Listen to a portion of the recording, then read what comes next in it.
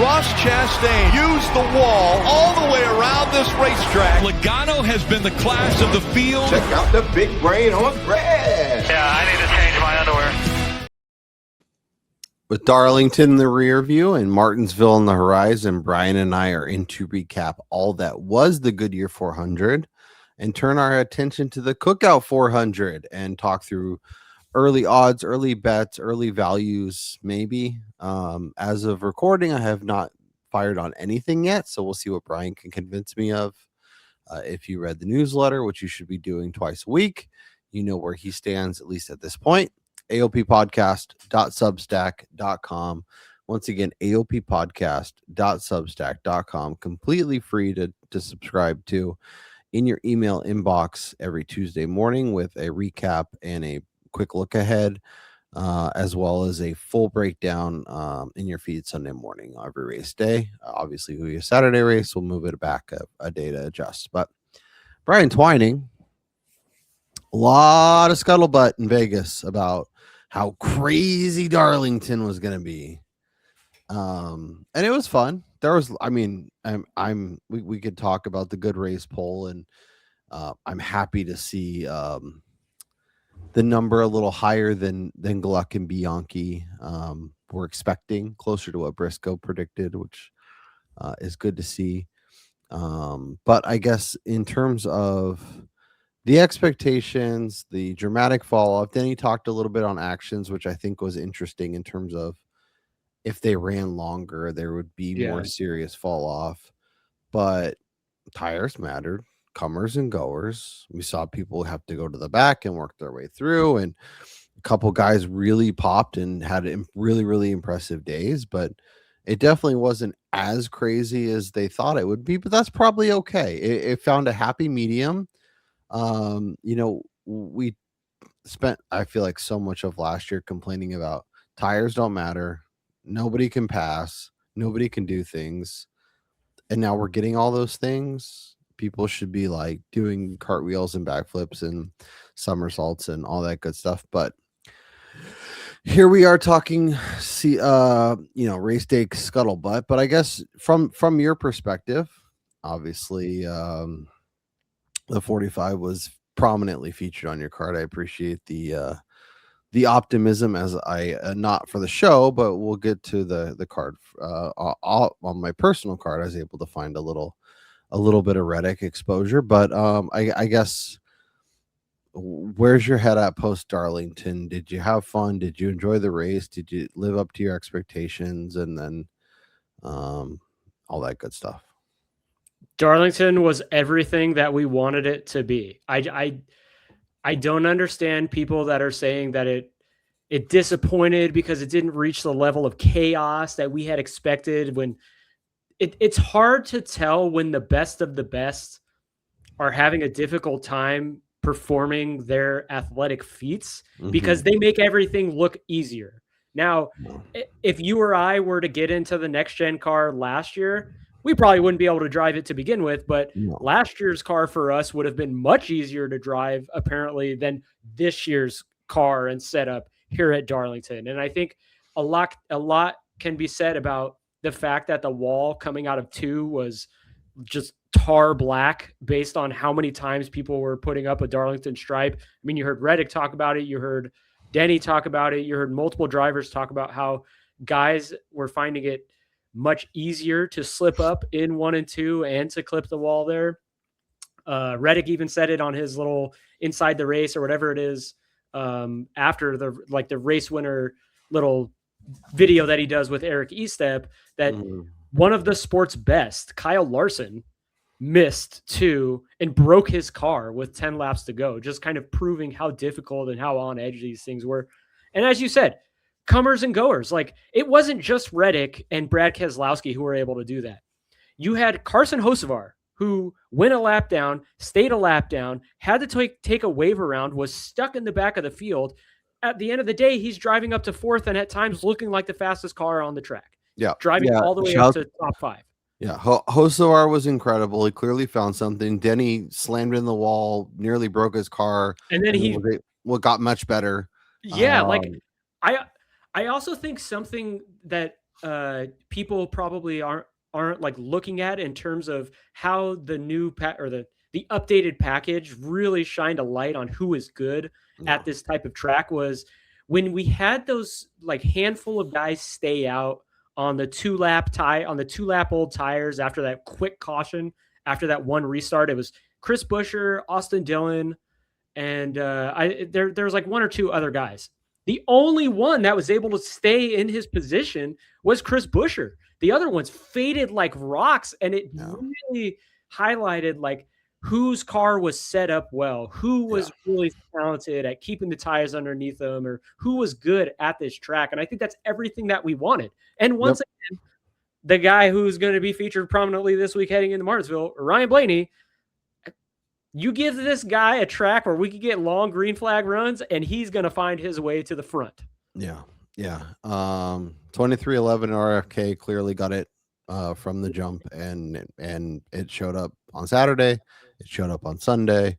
Don't go on X and search for Tyler Reddick unless you bring tinfoil as a hat, because the takes and the conspiracies on there are wild. I don't remember the Christopher Bell cheating and craziness and all his conspiracies when he was ripped off 3 in a row last year, but now Reddick's won 4 of 6, and now they're 2311's cheating, and NASCAR's got to look into this, and Tyler Reddick can't be that good, and they won their lawsuit, and now they get to just do whatever they want, and it's like, well, let's come back to reality. A little too much free time and a little too much internet for some people tends to go a little poorly, but let's recap the week that was through our bets and through our DraftKings, where we both had pretty solid weeks, both betting and DFS. So let me present my screen here. Made money, so that's always a win. Betting Bell at open, I thought I was smart. Who was more depressing, him, Joey Logano, Kyle Busch, even HMS to a lesser degree? Like, there was some, like, either you had it and you figured it out and it worked, like 75% of Joe Gibbs Racing, and then Christopher Bell couldn't hit it. Joey Logano was just laps down, clearly missed, but it was weird because obviously, we do. Ryan Blaney's got his stuff, and he's able to kind of make chicken salad out of chicken shit. But even Austin Cindric, who I was just going to say, when Austin Cindric is able to run inside the top 10 for the majority of the day and come home all day, and like he had to go to the back, or not the back, but like he was farther back, and he was able to pass and able to do stuff. And for Logano to be a couple laps down, it's like, he gets rid of his fake hair, and now he's just like shit again. I don't know what happened, but I think that just really goes to certain guys' driving styles maybe didn't fit with this particular package at this track, because I would venture to guess, outside of the RFK camp and maybe 2311 to a lesser extent, everybody in Penske seems to have a different path to like setting up their car, because they all drive slightly different. They like different things. So it's not like Logano is going to say, Ryan's really good here, let me try his setup. I think Logano has a built-up Rolodex of experience that he's going to draw from before asking somebody else's opinion. And that just worked to his detriment this week. Yeah. And I'm curious, like, obviously, like you said, some of these guys have had so much success that they may not want to fade it, or they may just like grab pieces of it. But like, we saw how hard it is for Jimmy Johnson, who's arguably one of, if not the greatest NASCAR driver ever, to drive in the next gen era. He can't drive it. Like, he hates it. He has so many issues.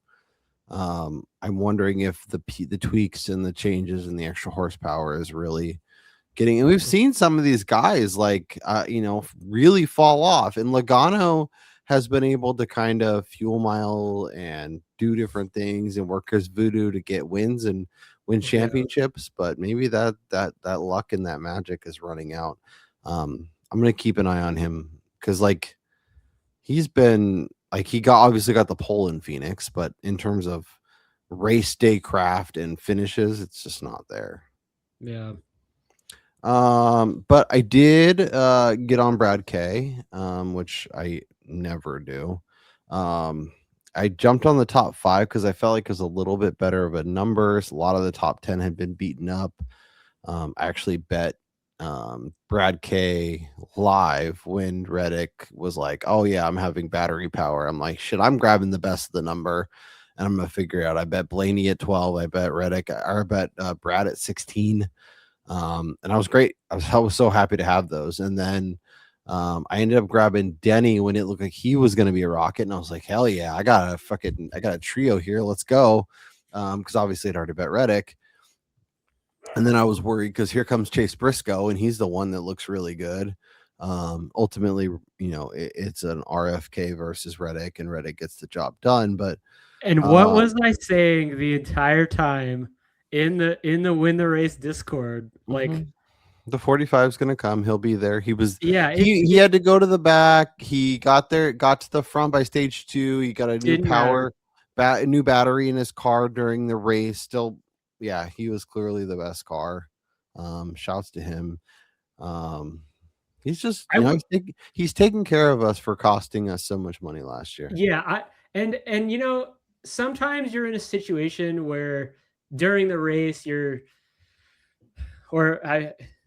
maybe nobody else does this, but I'm sitting at my computer gritting my teeth at the fact that sitting here in California, I don't have any live outs. So obviously watching Brad Keselowski do what he was doing as a Reddick ticket holder, I was pretty pissed.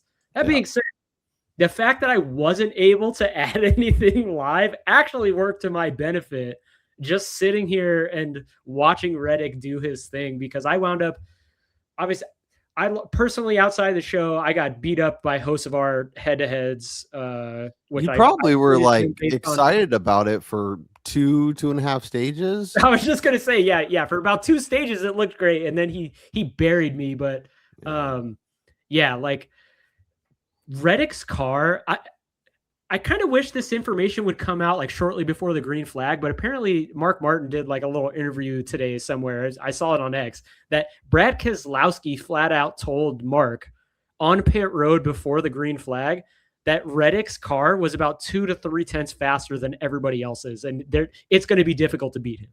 Well, and like Denny was saying on Actions, like when he laid down that time, they're like, no one's touching that.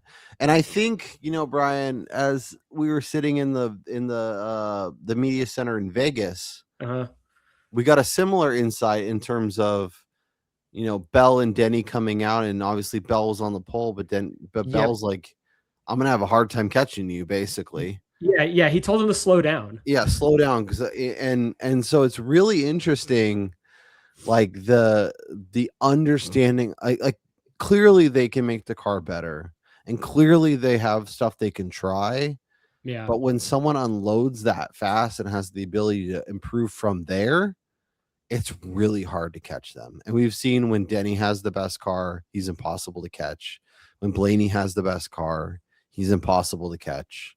When Reddick has the best car this year, he's impossible to catch. And we're going to get a couple races where HMS unloads and they know what the fuck they're doing, and they're going to be impossible to catch. Because Kyle Larson leads 150 of the 175 laps, and it is absolutely a rocket ship. That's going to happen. Yeah, I think this weekend in Darlington too, because there are tracks where you can be on the edge without being on the absolute edge. And as I was saying in the Win the Race Discord, to me, it almost felt like Reddick hadn't exactly pushed his car to the limit quite yet during the race. Like when he was working his way through the field, obviously he was having to do dive bombs to get in front of guys. But when everybody was talking about like, oh, Brad's car is a little bit faster, I just kept hearkening on, just wait until Reddick needs to mash the gas. He has another 10th or 2 at least in that car. And he showed it in that final run when he blew past Keselowski and just like gapped everybody. Well, and it felt like that with Denny at Vegas. It felt like that with Blaney at Phoenix. Like these guys, they understand the long run and they don't want to waste tires if they don't have to. But when push comes to shove and they have to push it for a lap or two to really solidify, even Larson and some of the Xfinity stuff, like they just get on it and that gap that seems like it's going away all of a sudden goes right back to where it was, and there's no catching them.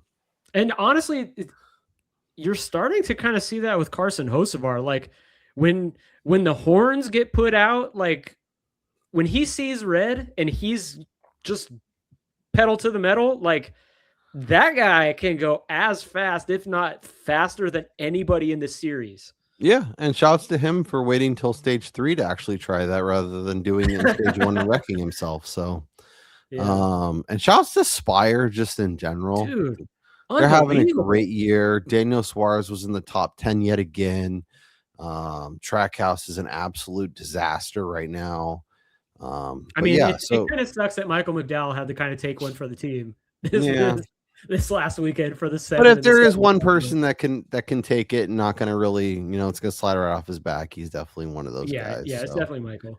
So Brad top 5, Busher top 10, which I thought he was going to give that away at the end, man. That was I got a group with him against Gibbs, and I was like, come on, get around Gibbs, and couldn't do it. And then he's like holding on, and then he's like 11. I'm like, don't get 11th. Just don't get 11th. That's where that honestly, because I think it was about 10 laps left when he slipped up one more time and he fell back to 9th. And I said to myself, and I was like, we are going to get completely effed here. Yeah. So a couple big hits. Feels good to get on the board there. A positive week for sure. Obviously you were pounding the table early and often for Tyler Reddick. You got the best of the number. And you hit a banger. So nice work there. And then the Busher top 10, obviously plus 150. I'm still annoyed about the Priest top 10 because those RFK cars were certainly all 3 of them top 10 vehicles, and Priest, I guess probably closer to top 5 than top 10, to be honest. Yeah, I would like say 5, Priest like 4 to 7 range. Yeah. The 60 was a little bit off of the 17 and the 6, but he was certainly a top 10 car. Yeah. Just when he lost that track position, it was a little bit harder to move forward at the final stage there. Yeah. So we're both in the green. Obviously, you're kicking my butt right now, but long season ahead, hitting a bunch of outrights. Like, you've hit either live or pre-race 5 of 6 at this point. Yeah, I think I've hit an outright outside of the. I don't know. I got to go back and look for the show. I don't know how many of these I've added on the show. Probably like 3 or 4. But yeah, personally, we were on Reddick for Daytona. I was on Reddick for we weren't on Reddick for Atlanta. You were on it for Coda. You were on Blaney, obviously, for Phoenix. I was with you on that. Very hard on Blaney and Phoenix. You hit Denny in Vegas, but live, obviously. Yeah, that was live. That was outside of the show. So probably 4 of 6. 4 of 6, which on the show, yeah. Hitting outrights is really effing hard. So to hit 4 of 6 this part of the season is you and Tyler Reddick, 4 of 6, handshake emoji. I gotta do the with the stogie. Yeah. And it honestly, like, I know Reddick's won 4 of 6, but like these tracks, like this first part of the season is like perfect for what his driving style is. Places where he thrives, places where he can really show up. Obviously winning at Coda against SVG is impressive, but he's traditionally a guy that shows up at a lot of these places. And so it makes more sense. I'm curious as the season goes along what some of the other results are, but and it is interesting. A few people have pointed this out, but had in the chase points, if wins didn't mean so much, as dominant as Reddick has been, he'd only be up like 35 points, which is absurd. So I'm glad if you win 4 of 6, you're getting rewarded in the standings. I did see a very good rebuttal by, I believe it was Matt Weaver, on X. If you're not following him, by the way, you should go follow him. He has great articles.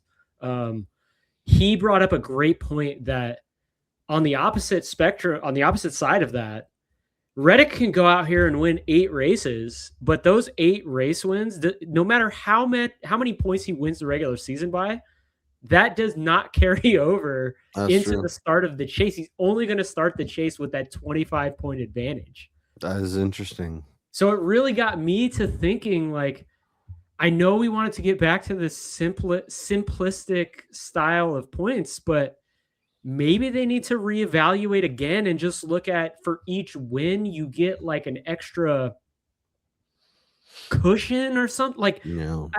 I don't know. Like, there's got to be something that if you go out and kick the shit out of everybody in the regular season, like if you go and you win 6 races of 26, 25 points to second, it doesn't feel robust enough.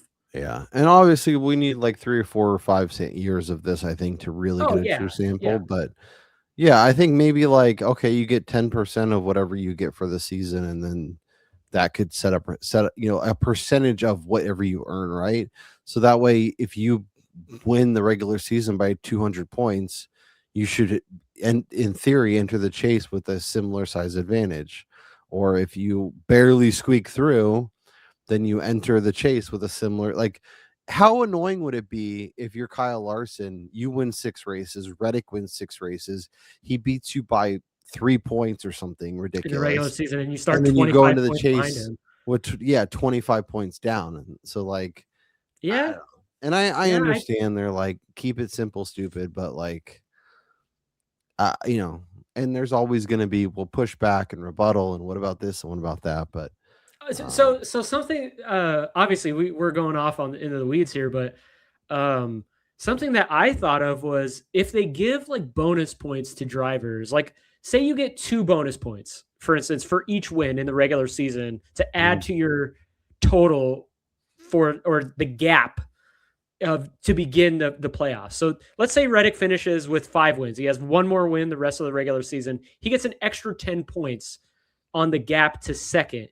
Now, if that second place finisher in the regular season also had 5 wins, he makes up that gap, and he starts with 25 points behind. Interesting. I don't know.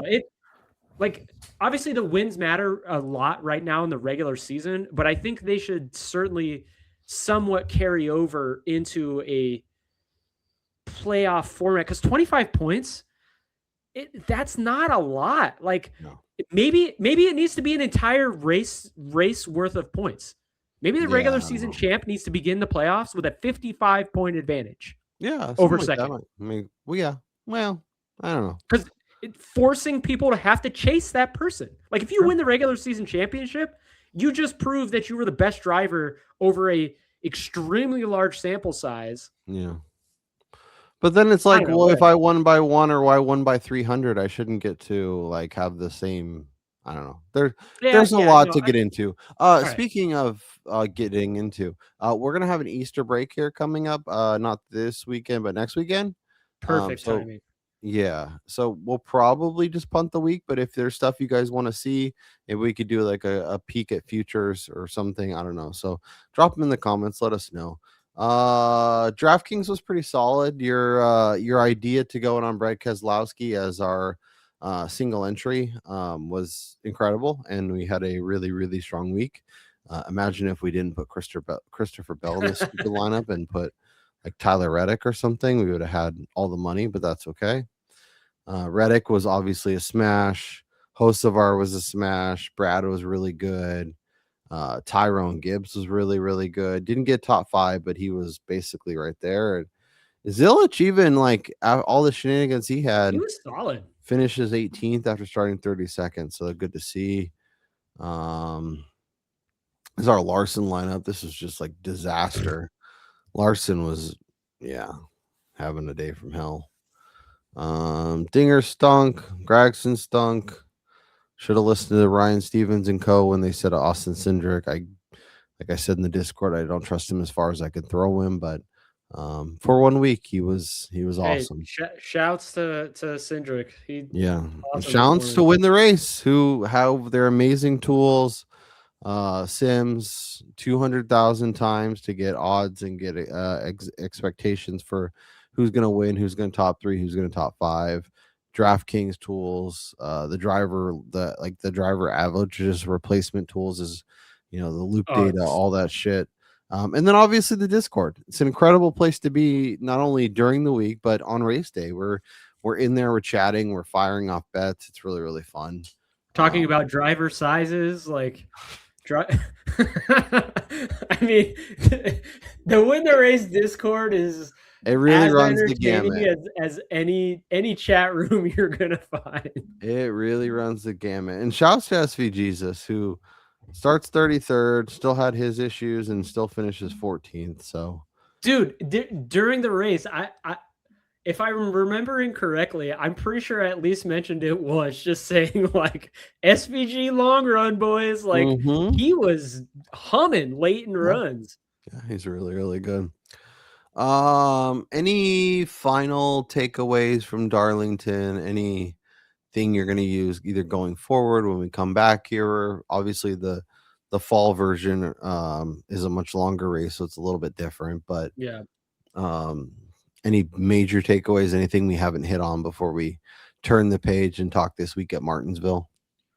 Yeah, it's not time to panic, but it's certainly time to begin worrying about HMS and when they're going to turn it on, because when they miss and Spire has been hitting, there's definitely some questions about have they even adjusted to the new body or the new package. Like it was quite surprising to see their lack of contention this last weekend. And that's a great jumping off point, Brian, as we turn our attention to the Cookout 400. Martinsville in the spring has been an HMS playground. I mentioned it in the newsletter. They've won 3 of the 4 spring races. Larson has a win. Byron has 2 wins. Chase Elliott's been great here. Obviously, we still have Gator in the 48. But given what we've seen to this point, betting Byron inside 6-1, betting Larson inside 7-1, betting Chase inside 8-1.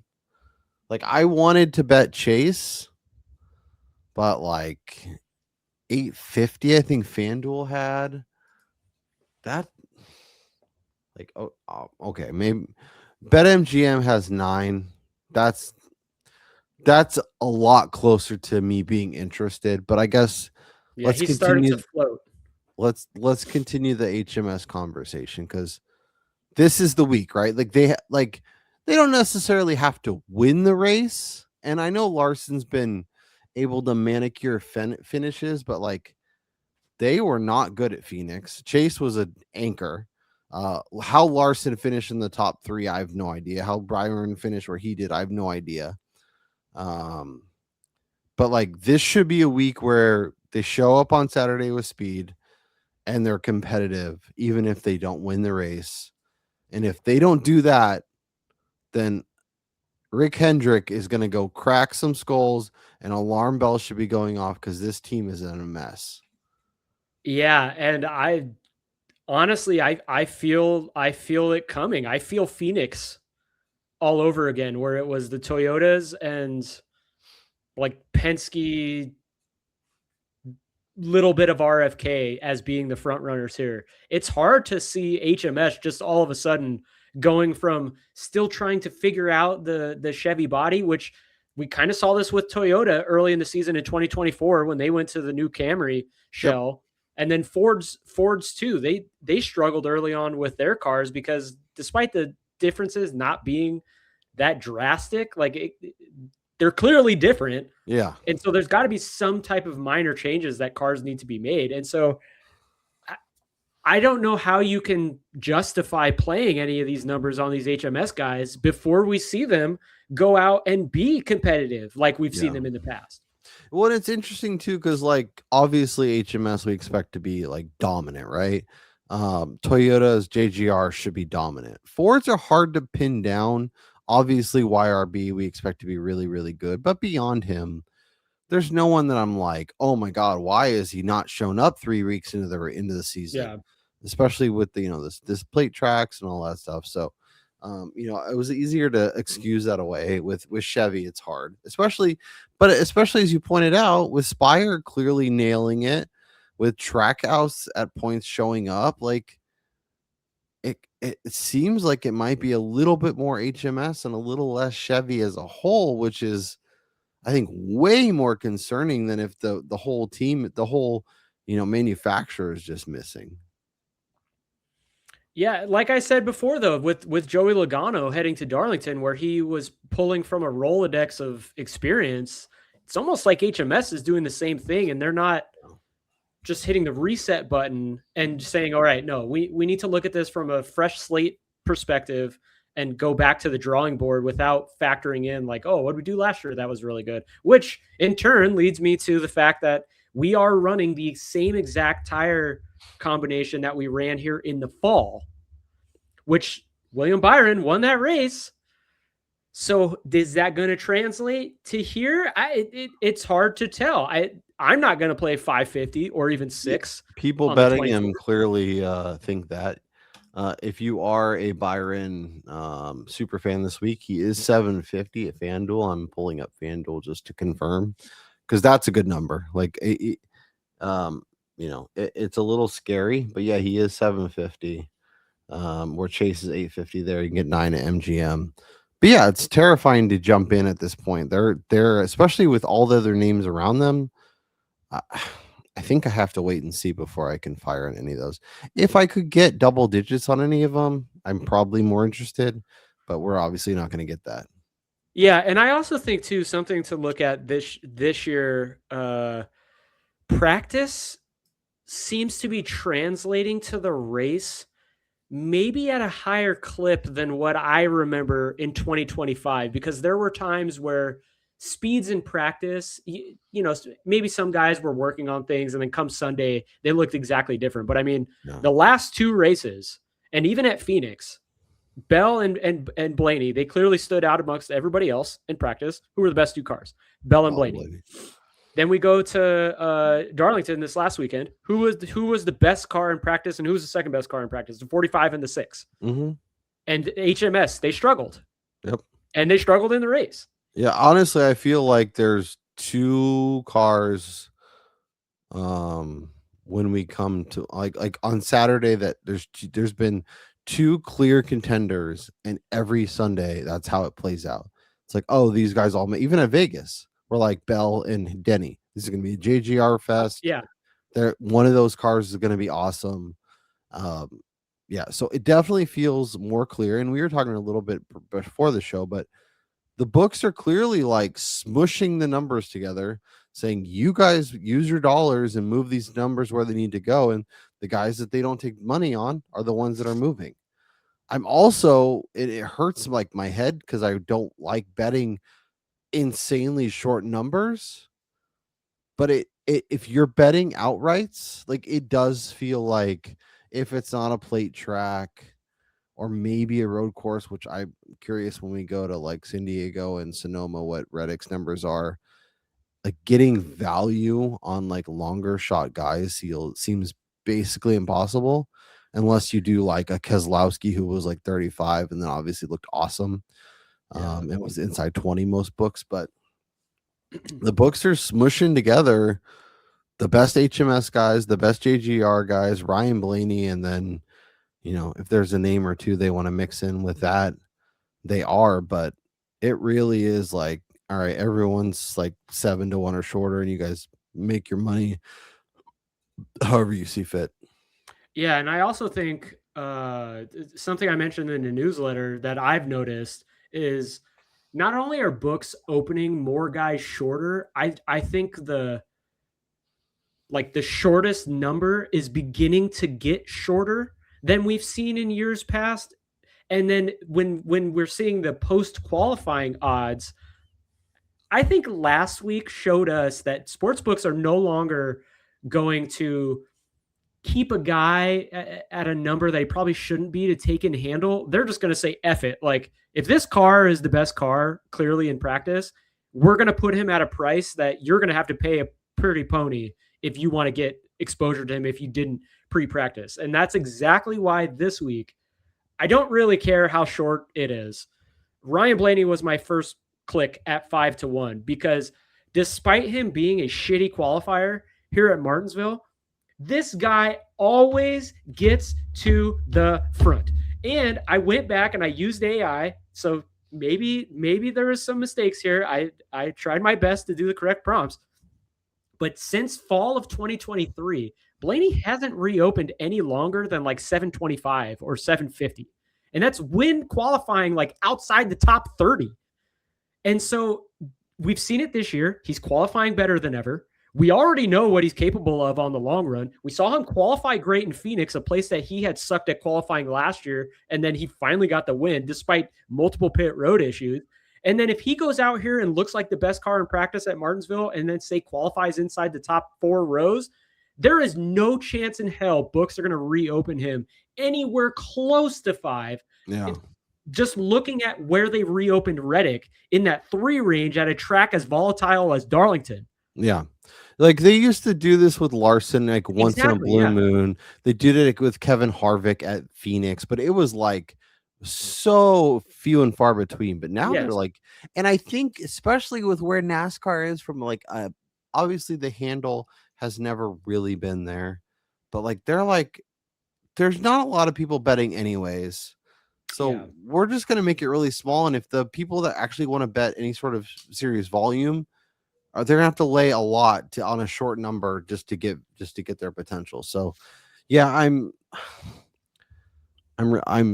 probably going to be kicking myself, and I might end up pulling the trigger between now and hope before practice and qualifying. But the Blaney number is compelling. And as you pointed out in the Discord, it usually takes him a little bit longer to get his first win, and this year he got it race number 4. So the stat that I found was he had never gotten his first win in the next gen era before race 14 on the calendar.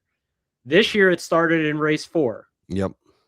And as you pointed out, qualifying has been better. Despite Penske kind of being all over the board, he's been awesome.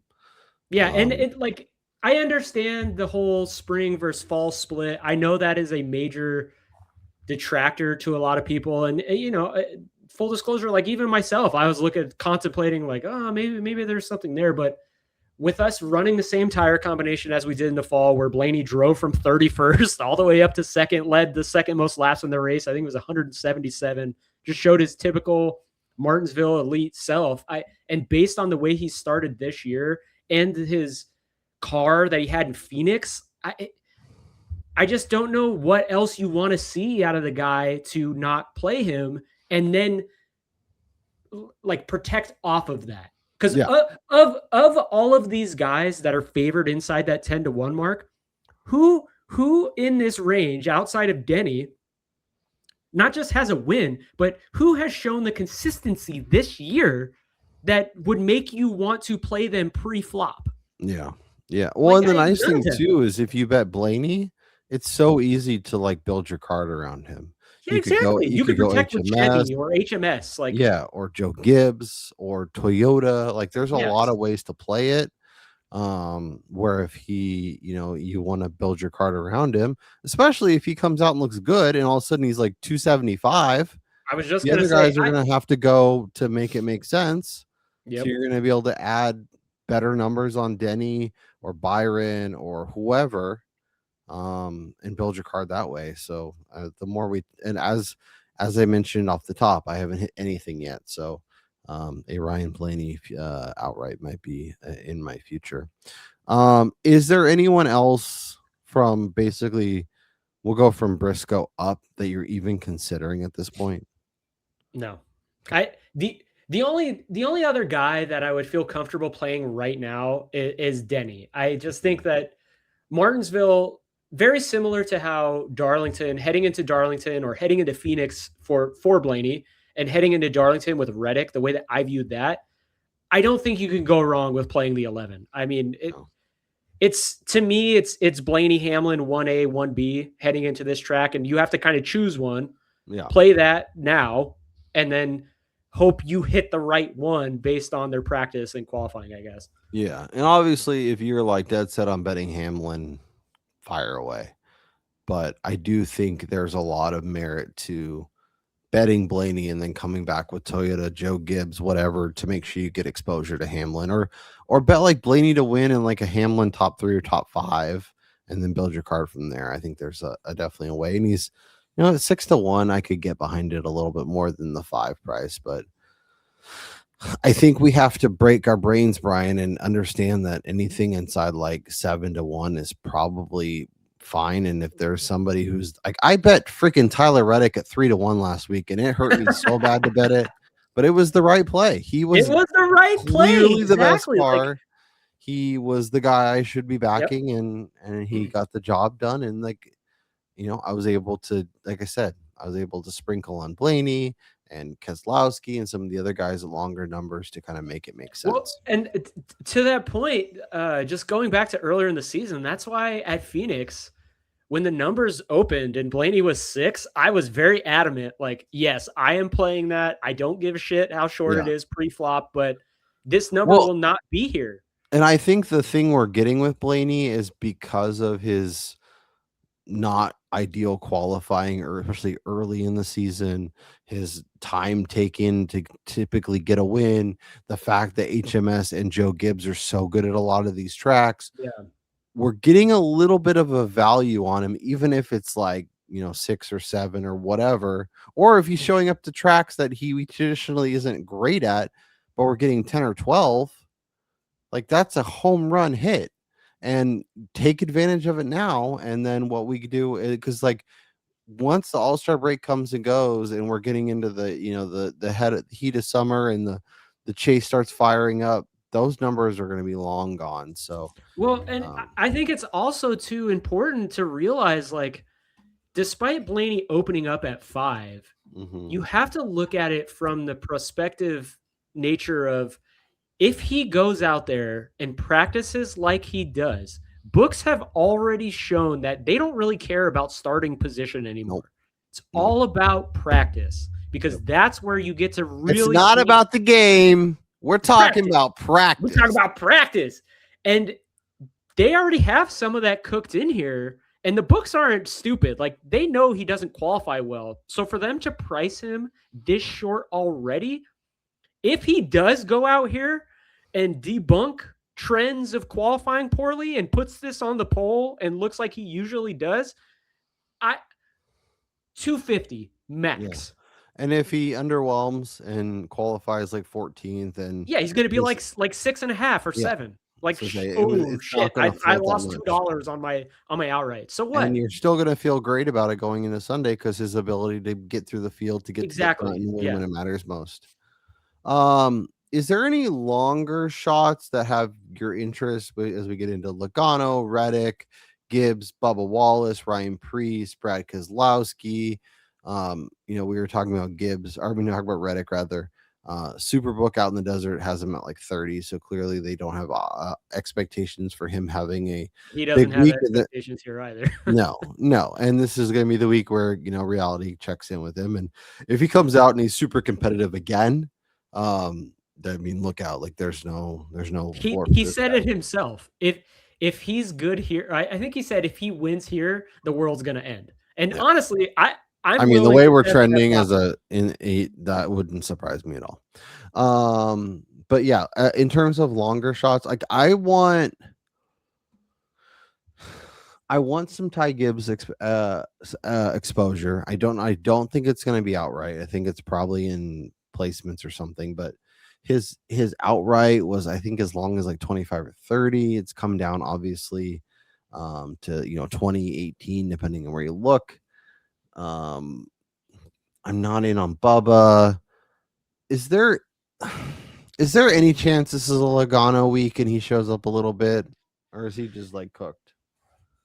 0.0 chance that Logano all of a sudden finds it and wins this race. I'm going out on a limb and saying there's an absolutely 0% chance that the 22 wins this. There is a 30 on Ryan Preece. I know he's kind of popular. Obviously, expectation for him to be, he's really good at short tracks. We know how good he can be, but like 20. I do like myself a little 60 this week. But like not 2022. Like No, yeah. I think I've seen some 28s available, which I don't mind. I almost played that, but I will be venturing out to the desert later this week. So hopefully that 30 hangs on, because I will grab a little bit of that if that's still available. Yeah. I know I think he opened at his car number, which would have been an auto bet for me. Yeah, he opened at 60. I think I saw 40 and I didn't pull the trigger, mostly because I saw 60 from the Discord, which is annoying because some of the guys in the Discord get really good numbers at open, and then I don't want to pull the trigger on shorter numbers, even though the numbers are probably going to move. But that's a me problem. You can add the 30 to your card if you'd like. I know you have lots of Blaney on there, so I don't fault you for kind of avoiding that as a whole. Beyond there, is there anyone else worth a mention? I've seen some people talk about the Watermelon Man, but Trackhouse has been too inconsistent for me to want to get invested at any of these numbers. I'd rather bet the Spire guys. I was just going to say, like, at this point with Carson Hocevar, we're in imminent win. Like, I can range. Like, it just feels like he's showing up with speed every single week. And I know Martinsville is not necessarily a place that I would envision him being good at. That being said, if he does find himself on the right side of a strategy play late, or even if he does find speed here and he all of a sudden pops and he's there at the end of the race in a late race restart, yeah, you're going to be loving life with the 77 on your car, just knowing what he's willing to do to get to the front or stay in front or win a race. So I don't hate a couch change bet on Hocevar. Obviously, I don't think it's going to hit, but him and Ty Gibbs being priced with the gap that they are right now, I think is a mistake, because yes, Gibbs has been incredible, top 5 finishes, and I think it's like four races in a row now or something. Well, he had 6th at Darlington, so okay, yeah, close. But yeah, like, I mean, Gibbs is on a heater, but I'm not betting 18-1 on the guy who never won a racer in the Cup Series. 60-1 though, yeah, I could definitely get behind that. What about if I can get you 80 at FanDuel on Hocevar? Uh-huh. I think I am going to add that to the card too. Yeah, you can get 80 on Hocevar at FanDuel. Caesars has 200 on Suarez and 250 on McDowell. I would rather bet all 3 of those than I love mi amigo, but I'm not going to play him here. No, but like at 200, it's a lot more palatable than 40 or 50 on the Watermelon Man. Yeah, I mean, there were people, we won't drop names in here, who were betting Austin Dillon at 300 at Darlington in the Win the Race Discord. I mean, but that's not a terrible play for a tiny little bet. The fact that he was in the top 10 for a good chunk of the race and like was around, obviously he's Austin Dillon, ultimately it doesn't matter, but yeah, when I've seen him do it at Richmond, I'm not, and as someone who can do that, I don't think 300-1 is crazy. Yeah. If you're not, maybe you're probably not betting outright, but is there anyone else that's like you want to make sure you find a way to get exposure to, even if it's matchups, if it's head top 10s, that kind of stuff? So I think Bubba Wallace is being a little bit underpriced this week because he's been solid at Martinsville, especially the spring Martinsville races. And obviously going back on what I was saying, like the splits, but I think there's more credence to guys performing well in the spring and then not necessarily performing well in the fall if they're not a part of the playoffs, which is what has been the case with the 23. And when you look at his performances in the spring here, he's been like close to a top 10 car in each of the last 3 races I think we've had here. And even when he's not, he's running like top 15. And then when you transition into 2026, just seeing how fast 2311 has been, Wallace top 10, Wallace in head-to-heads, I think is definitely somebody to keep an eye on. I know at DraftKings, there's a matchup between Bubba and Joey Logano with Wallace as a significant underdog. I know it opened longer than it is now, but I think it's plus 125 for Bubba. And that's that's definitely a side that I could get behind just based on what we've seen this year and the fact that they've been running and finishing kind of right near each other. And Bubba has beaten Joey in, I think, 3 of the last 6. So it's not like Joey's kicking the shit out of Wallace. Yeah, plus 125 on Bubba to minus 170 for Joey. And to your point, in the 4 spring races, he's average start of 10th, average finish of 8th. Let me pull up his race view, which, by the way, all this is from the Win the Race enhanced loop data, which is absolutely incredible. So 2022 is doing a lot of the dragging. 23 he got 9th, 24 he got 4th, 25 he got 3rd. Like, this is a guy who's much better, improving, and will be featured on my card somehow. I'm gonna get exposure to him. And I was just gonna say, like, he's been improving specifically in the short track area. DraftKings has Byron plus 100 versus Kyle Larson. That's really tempting. I know they're both HMS and betting, but like, Byron's been solid where Larson's been like crashing or awesome or kind of in between. Yeah. Or like Briscoe. I don't know. Honestly, it's one of those things until HMS gets their shit together. I don't want to play one versus the other in the same stable. I wouldn't mind fading HMS in matchups versus like Penske or versus Ryan Blaney or like the JGR guys. Yeah. Do you have interest in Hocevar plus 110 versus Brad? Or do you need like a top manufacturer, top 3, something where he's really paying you out?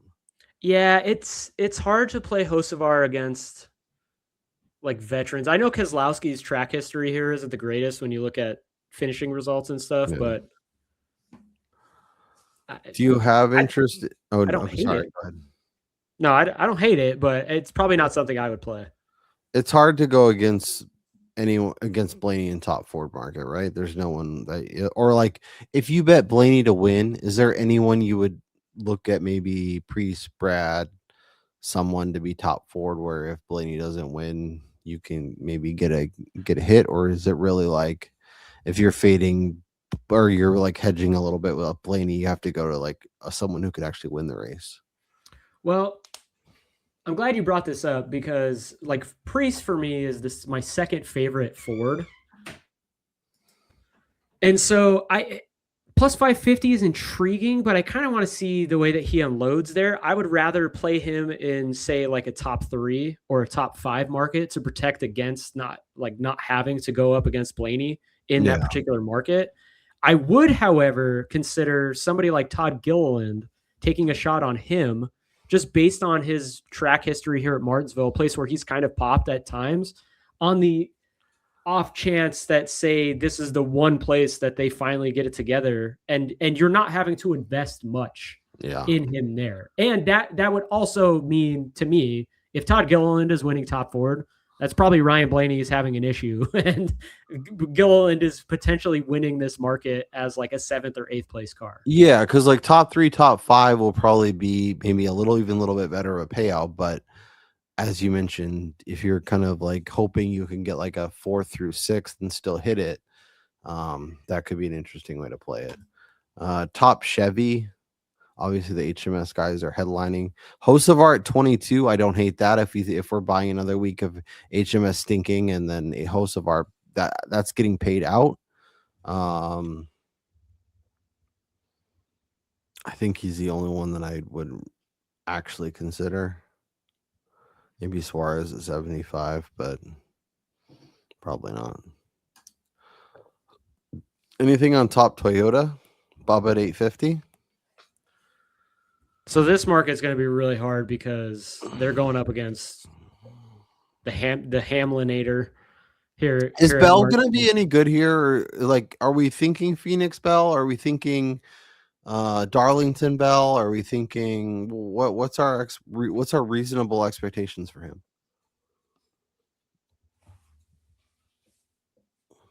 I have no idea.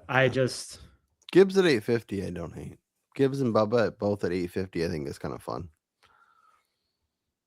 But yeah, I could definitely see a world where they post practice in particular, they're both slightly shorter, but I don't think they're going to get any shorter than say like in that Briscoe or Reddick range. So for them, I think you can wait in this market, see what they have, because outside of Hamlin having a terminal issue in practice and having to go to a backup car, which even that probably wouldn't even take his numbers, he's going to reopen as the favorite in this market. Yeah, well, and honestly, like I know we're talking about the death of HMS and how they're a non-factor, but like not obviously based on what we've seen they haven't delivered, but like if you told me on Sunday that Blaney wins, HMS is like 2, 4, and 6 or something, and the top Toyota is a Bubba Wallace, a Ty Gibbs, someone finishing like 3rd or 4th, like I wouldn't think that's crazy. Denny finishing like 7th or 9th, or he has an engine or a tire or something late that kind of ends his day. But I don't know. I think there's potential there. Briscoe, Bell, Byron, Larson. See, I can get Larson as a -105 here, and then hit Byron at +100 on DraftKings. I think that just shows you, like, even the books are unsure. Oh yeah, no, about HMS. All right.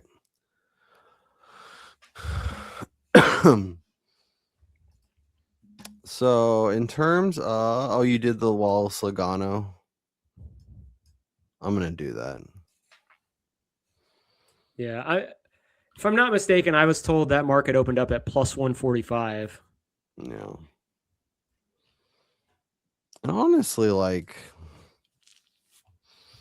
if you told me Joey wins and he figures it out, like, I wouldn't think it's crazy, but I will. I would. Well. All right. And then, do I want to hit the other one? All right, let's talk about your card as it sits while I figure out what the hell I'm gonna do. So you have Blaney obviously at 5. You have the Hurricane at 80, which I think is fun, and then Wallace over Logano. Anything else you're considering at this point? Yeah, I'm actually adding another one right now. Okay, let's go.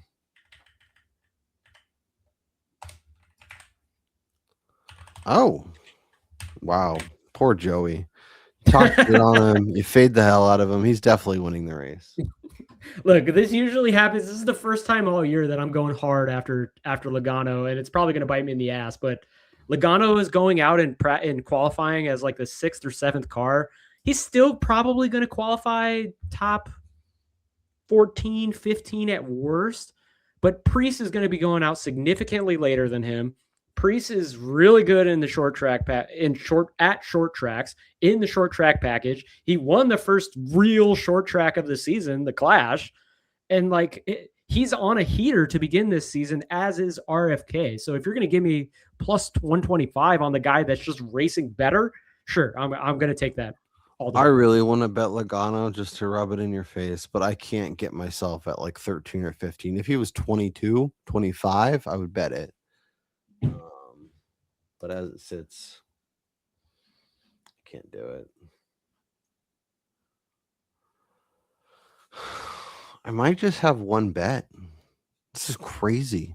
I never have this few bets. I always, even when I come into the week with like nothing, I like convince myself a bunch of stupid stuff during the show and get my card loaded up. So yeah, I'm just going Wallace over Logano. I like the Byron at, like it gets +100 against Larson, but I don't know.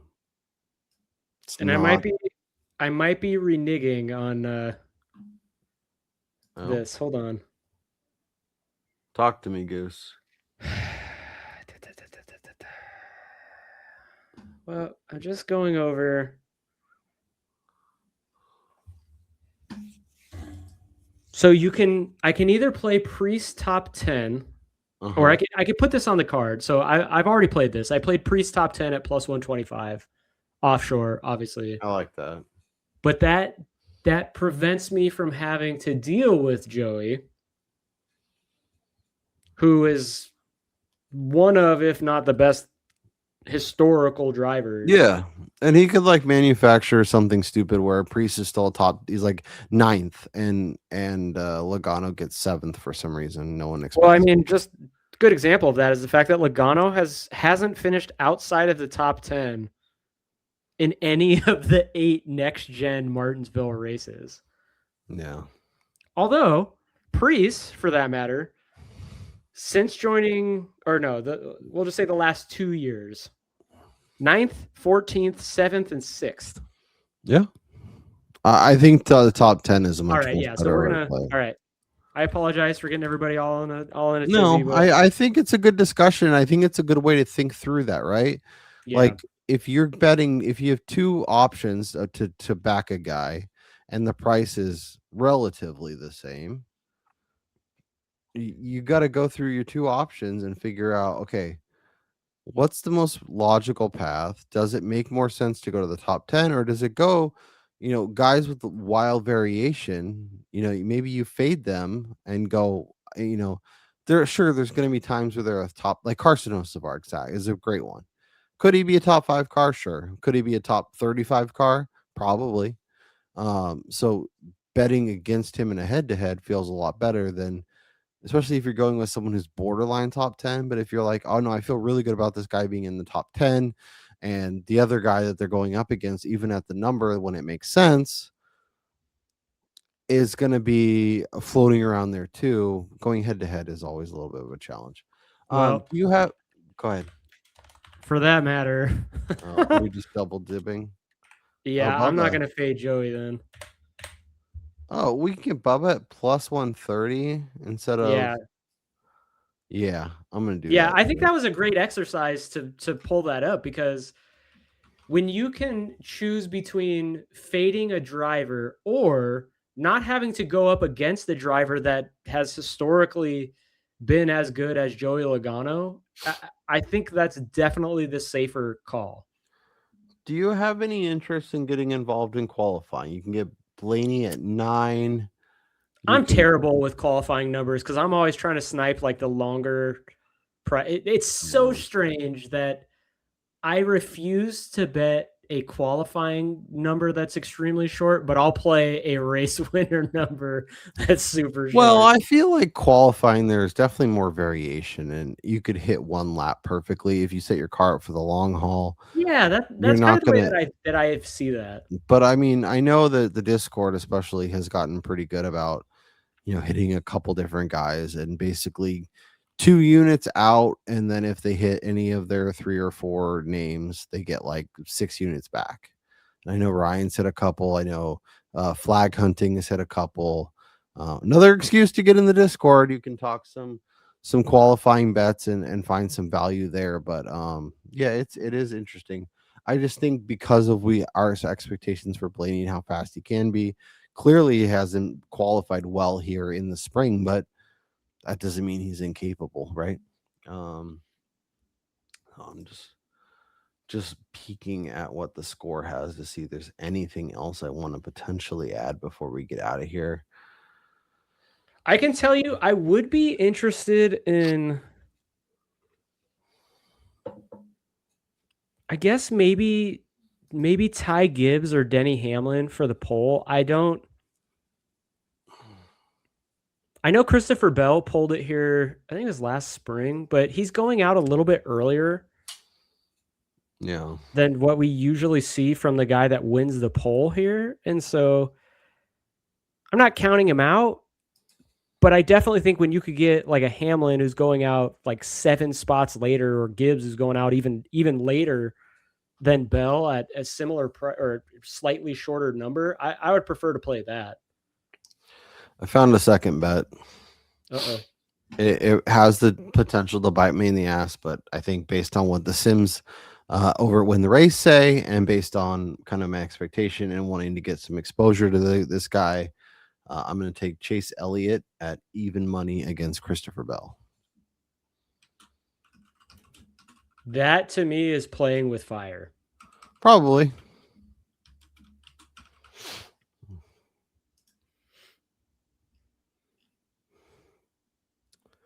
Where is Where is it? the score? Oh, just put ESPN. We can adjust it later. Okay. Yeah, plus 100. All right, I found another matchup. We got invested slightly. That's fine. Brian and I will be back. And if those of you that made it this far, appreciate it. We rambled on for about like 30 minutes about Darlington and the chase and all this stuff. But I think it was a good conversation. I think we got a lot of value, and hopefully you guys are enjoying it too. If you like what you hear, if you are enjoying the product we're putting out, please subscribe. We eclipsed 1,500 subscribers. We really appreciate all the support we've gotten so far. Go check out the newsletter as well, completely free in your email inbox every Tuesday morning and every race day, aoppodcast.substack.com.